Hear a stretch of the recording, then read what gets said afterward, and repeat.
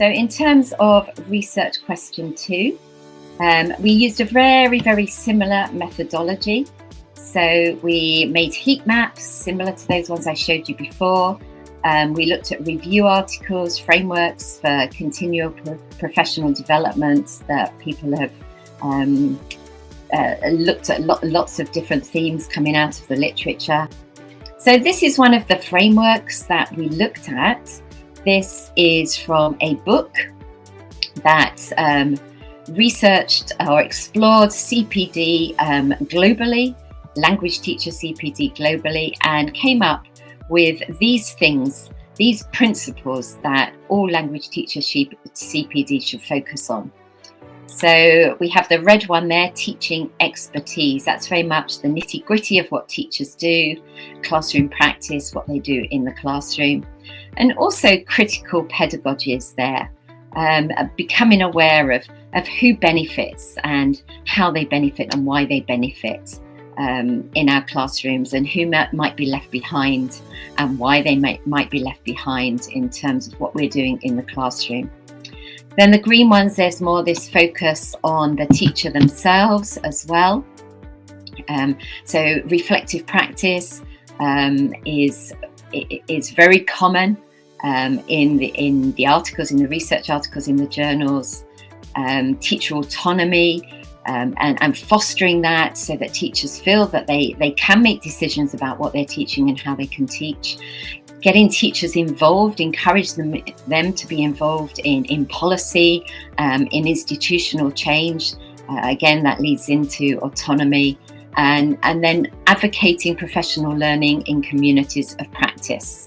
And another one slightly different. This is a project that looked at all of the research articles in System up to the year 2019, and then chose sort of 10 articles that represented these sort of 4 key themes that came out of that. It's quite important to point out that these are not, that the boundaries between these themes are actually quite fluid and quite flexible, that they're not separate themes and the boundaries are solid between them. But if we start on the right-hand side there, we've got language teachers learning and their professional development. So that was studies that looked at how teachers develop. Reflective practice was very common among that as well.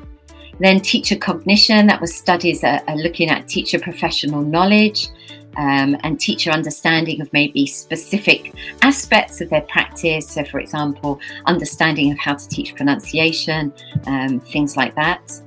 Then we have language teaching practices. That was particularly looking at how teachers respond to change, how they respond to reform, how they respond to things like growth in digital technologies. And then finally, again, looking at teachers themselves, at their identity, their aspirations, their characteristics, their values and beliefs. So these are the key findings really from that second research question. What has changed in teacher education, language teacher education over the last 10 years?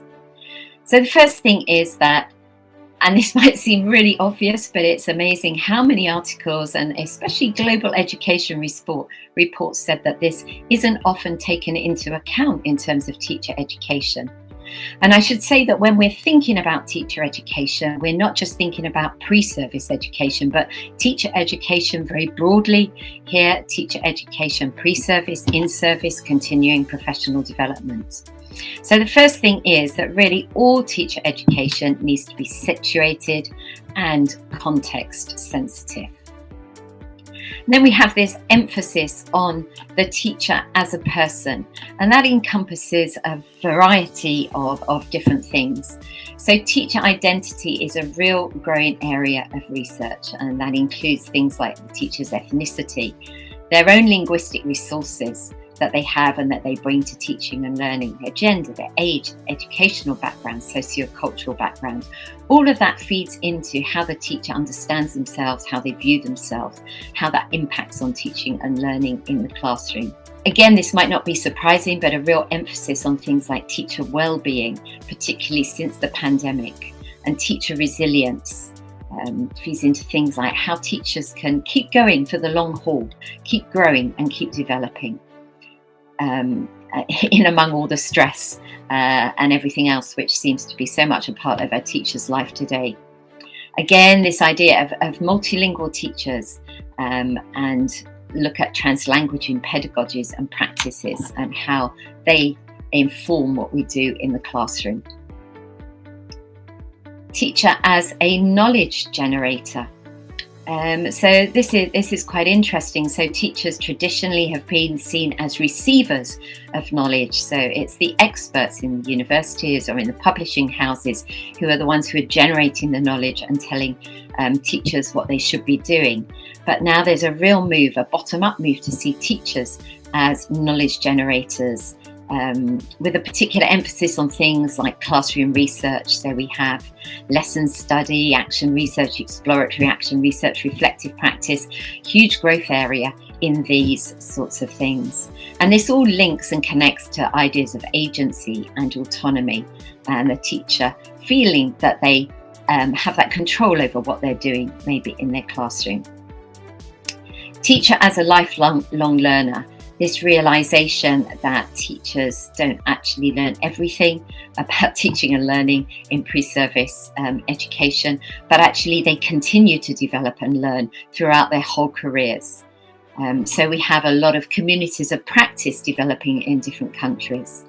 There's also the idea that the learner too should learn how to be a lifelong learner, and that the teacher can be a model for the learner there.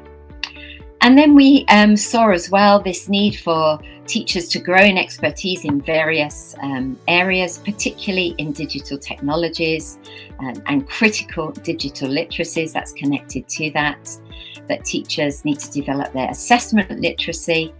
And also we need to try and deepen teachers' understandings of what it means to be inclusive.